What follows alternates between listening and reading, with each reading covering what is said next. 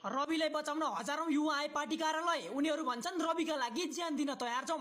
न्यायको लागि न्यायलाई मर्न तयार छौं। तिमीहरूलाई म यहीँबाट वार्निङ दिन चाहन्छु, छोएर मात्रै देखाओ रवि लामिछानेलाई हामी के गर्नेछौँ।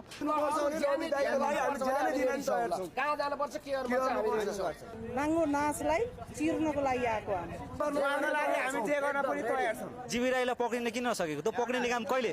यदि तिमीहरू सक्दैन भने मलाई जिम्मा देऊ, 4 घण्टामा पक्रेर देखाइदिन्छु म। 4 घण्टामा रवि व्यक्ति होइन, रवि ब्रान्ड हो। अब रवि व्यक्ति रहेन, उसको भिजन र उसको सिद्धान्त अनुसार हामी हिँड्यौँ भने यो देश छिट्टै बन्छ। म ढुक्क छु। देशका जनता हौ हामी पनि।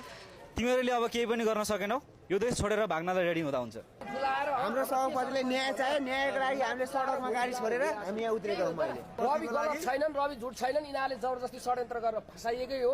यो कुरा चाहिँ हरेक जनतामाझ हामीले बुझाउन एकदम आजको आवश्यक छ। हामी जस्तै सबै युवाहरू अब जागरुक हुन्, आउन् भन्ने चाहन्छौँ हामी। अब युवा हाम्रो सन्देश यही हो, घरबाट सबै निस्किनु पर्छ। अब आजको छुट्टी मिलाएर 84 मा नै फर्किनु होला।